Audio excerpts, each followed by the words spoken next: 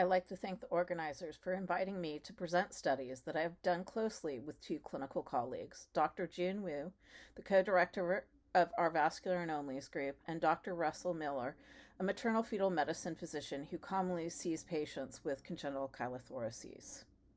I have no conflicts of interest, and the studies presented here were supported by internal funding as well as the NIH. Congenital chylothorax is a subtype of lymphatic anomalies known as central conducting lymphatic anomalies. Chylothorax is defined as the presence of effusions that contain greater than 1,000 cells per mil, mostly lymphocytes, with high triglyceride levels and the presence of chylomicrons. This latter only occurs after feeding begins. They are rare. They often present in the second trimester of pregnancy, and they are responsible for 1 in 2,000 NICU admissions. It is associated with significant morbidities to both the fetus and mother, and the fetal neonatal mortality rate is approximated between 15% to 57%. Prenatally, chylothorax can lead to defects in lung and heart development due to the large accumulation of fluid in the pleural space that can lead to pulmonary hyperplasia and fetal demise. Postnatally, the loss of significant lymphatic fluids in chylothorax worsens with the beginning of feedings. These fluids are rich in proteins, lipids containing chylomicrons, and immune cells.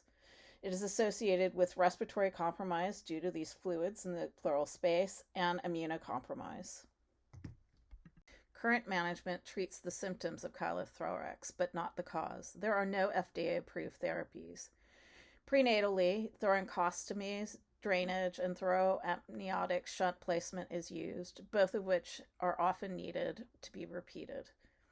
Postnatally, chest tubes are placed to drain the fluid. Low-fat diets, such as medium-chain triglyceride feeds, reduce chylomicron production. Octreotide has been used, but the response rate is only estimated to be 47%, and it's associated with both hypoglycemia and hypothyroidism. Sirolimus has been used for lymphatic anomalies with chylothorax and targets the PI3 kinase hyperactivation common in lymphatic anomalies. Surgical interventions such as thoracic duct ligations can be done, and lymphangiography-guided embolization is also done. We have previously shown that propranolol improved edema associated with lymphatic anomalies. Propranolol treatment for a microcystic LM in the perineum was associated with reduced edema, lymphorrhea, that coincided with improved wound healing. In this case, we found that maintaining the appropriate dose of propranolol was important as it became less effective as the patient grew and the dose was not adjusted. We also observed that prenatal propranolol use correlated with reduced growth and swelling of a cervical-facial macrocystic LM. In this case, we believe this prevented the need for delivery by the high-risk exit procedure. We also found that there were no adverse effects to the fetus, mother, or pediatric patients. In our recent study, we assessed the response of congenital chylothorax in fetal and neonatal cases. This work was done by an MFM fellow in my lab, Roxanne Handel-Orifice, and an ECMO resident fellow, Devin Madeira. They reviewed patients born from 2015 to 2019 at our institute that had a 1 to 8 years of pediatric follow-up. Inclusion was limited to fetuses diagnosed with severe congenital chylothorax without large genetic defects, infections, or cardiac anomalies, who underwent prenatal interventions to mitigate the consequences of this condition. Chylothorax resolution after treatment with propranolol was determined by ultrasound and X-ray and symptomology. During this period, there are 26 consultations for severe congenital chylothorax. A majority were excluded for genetic mutations, other structural defects, or insufficient data. 4 cases met the inclusion criteria, which I will present today. 2 were treated with prenatal propranolol, and 2 were treated postnatally. The first case was diagnosed at 21 weeks and 4 days with a large pleural effusion with a mediastinal shift and right lung compression. There was also a moderate ascites and high drops. Multiple thoracentesis were done, as well as a shunt placement that failed. Upon discussion with the parents, it was decided to try propranolol, which was initiated at 21 weeks and 3 days at 20 milligrams 4 times daily, which is up titrated 2 weeks later to 40 milligrams 4 times daily. After propranolol was started, no more interventions were necessary, and 32 days later, the chylothorax resolved. The case was delivered full term and went home on room air and breast milk at day of life 4.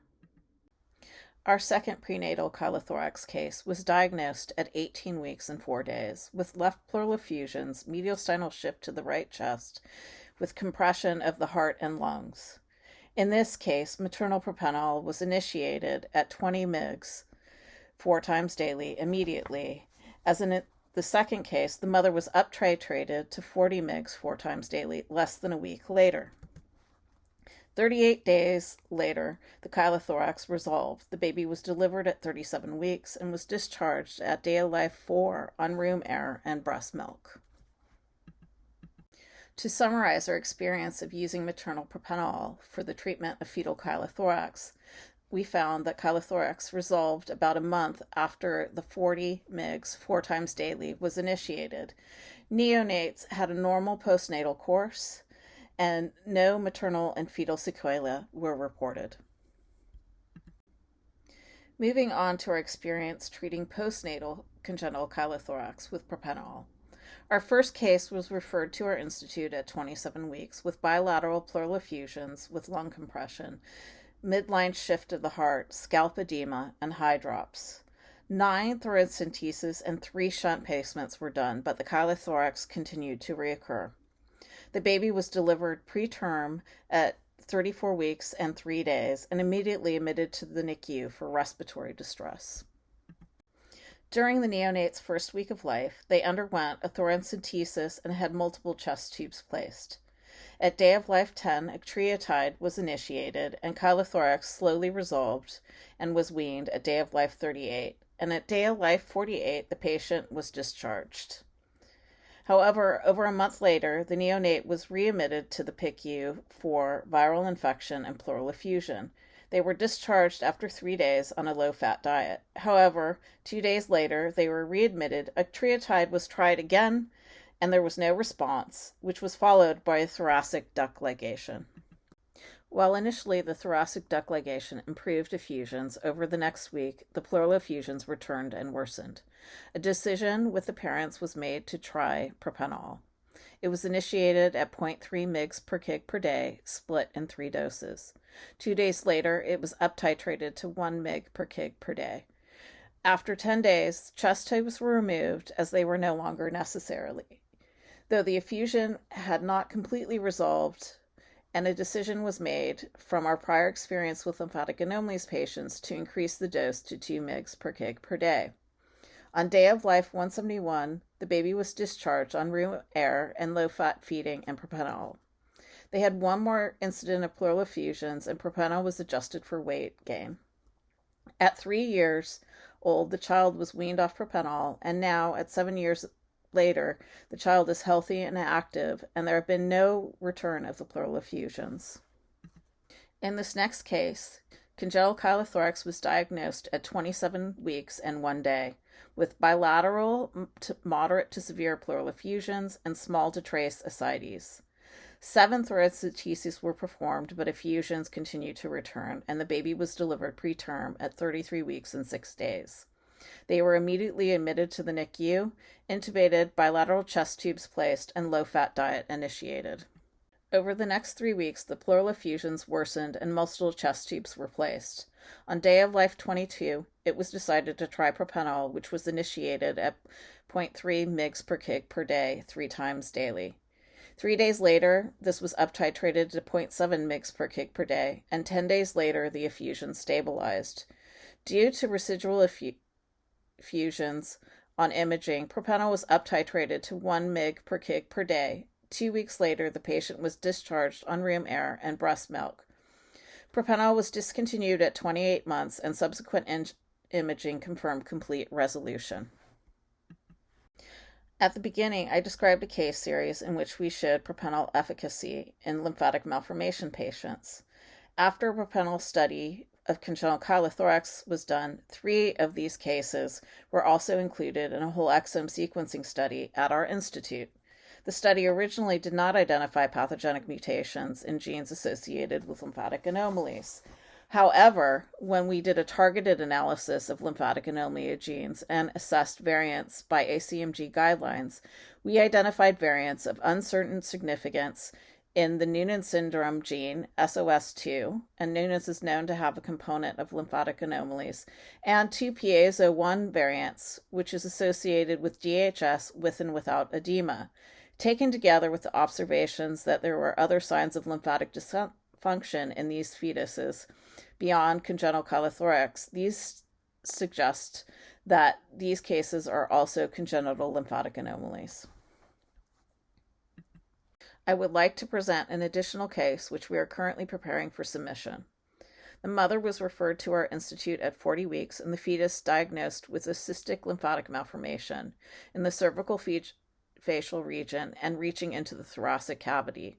The neonate was delivered immediately and admitted to the NICU for respiratory distress, thought to be due to the large neck macrocyst compressing on the airway.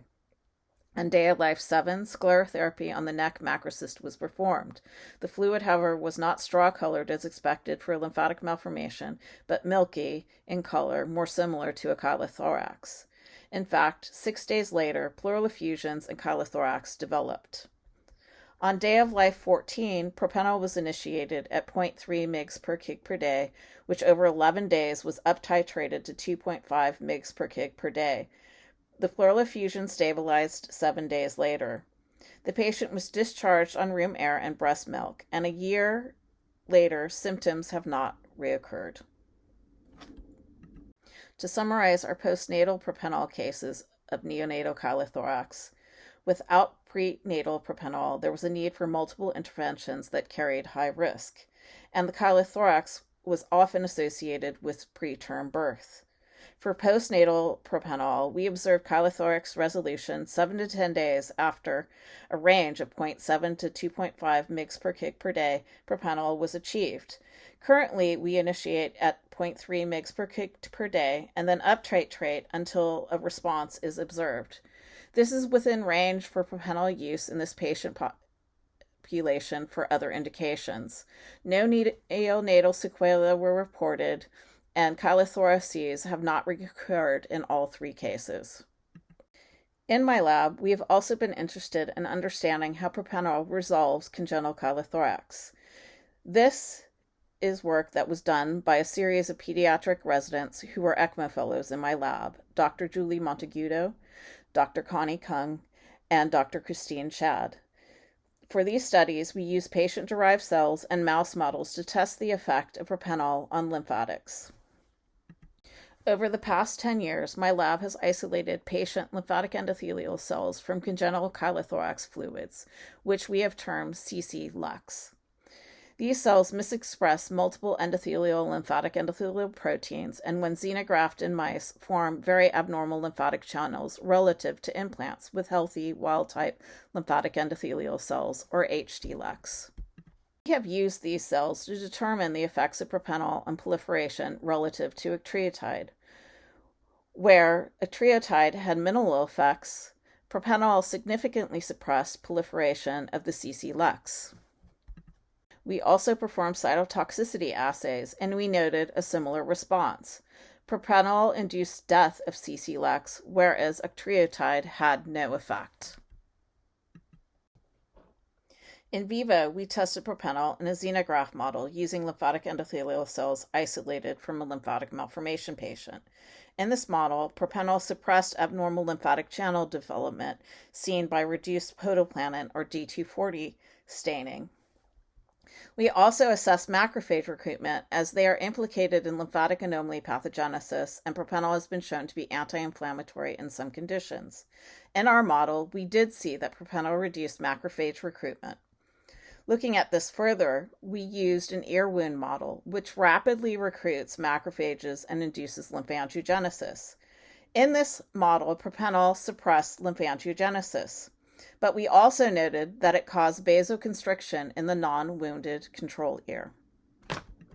Thus, our study suggests that propranolol may improve chylothoraces by multiple means.